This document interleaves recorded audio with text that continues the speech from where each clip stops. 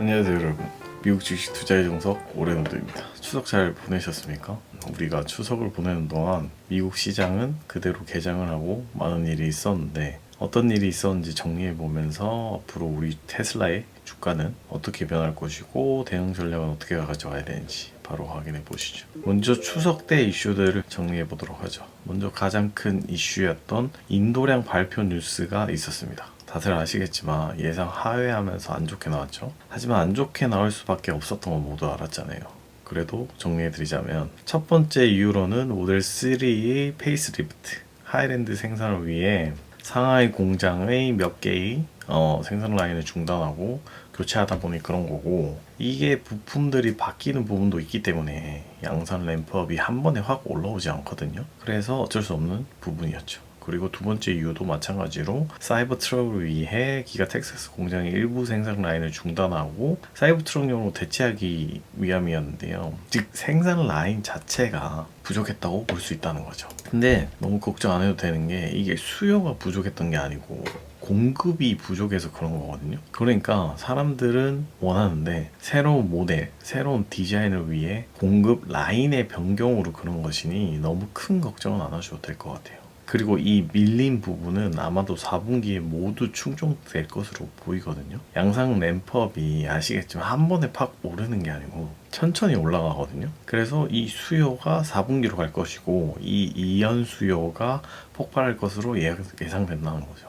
테슬라가 2024년 인도 목표로 했던 게 총 180만 대인데, 지금 1에서 3분기까지의 인도량이 총 132만 대 정도니까 4분기에 50만 대를 해야 되는데, 이연 수요랑 기존 수요 합치면 충분히 가능할 것으로 예상되거든요. 그렇기에 이 부분에 대해 큰 걱정은 하지 않아도 된다라는 거죠.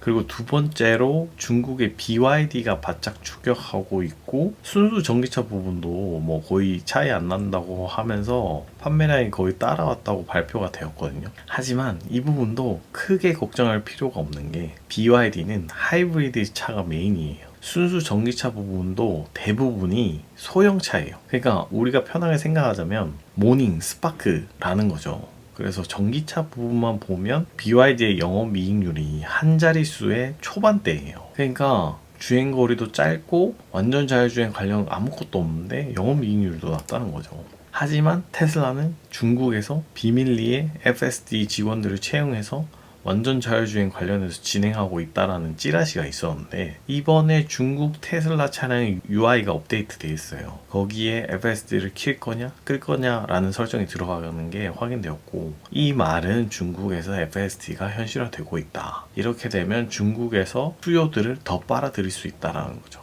여러분이 한번 구매자라고 생각해봐요. 모닝, 스파크 같이 소형차다 보니까 배터리 용량도 작아서 계속 충전하려고 들러야 되고, 맨날 운전해야 되는 차를 타시겠어요? 아니면 테슬라처럼 멋지고 FSD 덕에 운전 안 해도 되고 잘 나가는 제네시스 같은 차 타실래요? 답 나오는 거거든요. 자, 이렇게 이슈들 간략하게 정리해드렸고, 그럼 주가는 언제 뛰어요? 이렇게 많이들 궁금해 하실 건데, 아무래도 4분기가 주가가 뛸 가능성이 가장 높다고 봐요. 즉 연말에 좋게 보이는데, 그 이유에 대해 정리해보면, 첫 번째로는 다 아시는 UAW 파업 장기화입니다. 과거 19년에 GM 파업 시에 도요타나 현대차가 반사이익으로 YOY 기준 판매량이 5에서 6%나 증가했었거든요. 하지만 이번에는 GM뿐만 아니라 세계 완성차 업체가 파업을 하고 있고, 그 파업 크기가 엄청 크고 지금 장기화되고 있는 상황에서 테슬라에겐 그때보다 수혜가 더 클 것으로 예상된다는 거죠. 두 번째로는 연말에 나오는 FSD 12 버전입니다.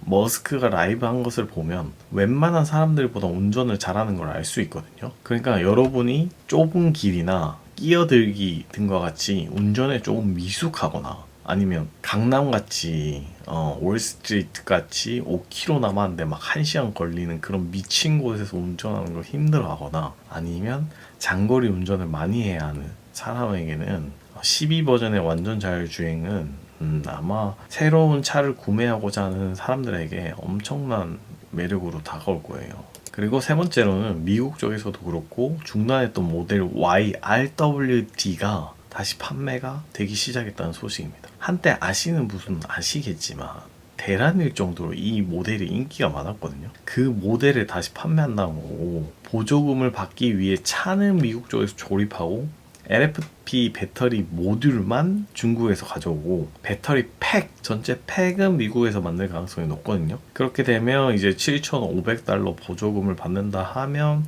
가격이 3,600달러 정도로 낮아지게 되고, 그렇게 되면 웬만한 내연 기관차보다 낮아지기 때문에 굉장히 매력적으로 다가올 가능성이 크다는 거죠. 즉 이렇게 다른 완성차 업체의 파업으로 인한 반사 이익과 테슬라 자체 완전 자율주행 12버전, 모델 Y RWD 모델, 모델 3 하이랜드, 사이버트럭 모두 합쳐서 4분기에 메인 이벤트들이 많고, 이런 이벤트들 덕에 큰 미국 경제 상황에 대한 이슈만 없다면 주가를 끌어올릴 가능성이 크다고 보거든요.